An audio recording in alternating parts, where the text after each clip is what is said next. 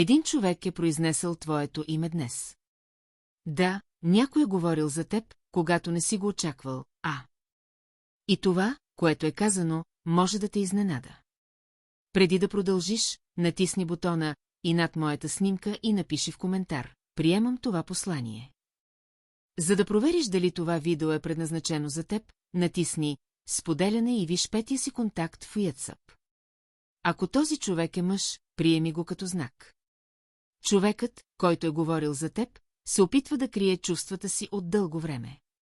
Той наклонена чертатя се преструва, че е продължил напред, но картите показват точно обратното. Виждам човек, който все още мисли за вашата история. Човек, който съжалява за някои решения и често се пита какво би станало, ако нещата бяха различни.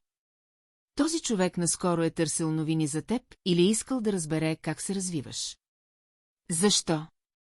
Защото усеща, че връзката между вас никога напълно не е изчезнала.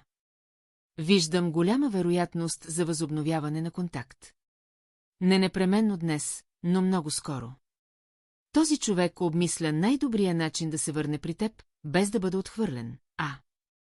Пиши ми лично за полична прогноза и за да разбереш кой е този човек. И не забравяй да запазиш това видео, за да съхраниш тази енергия.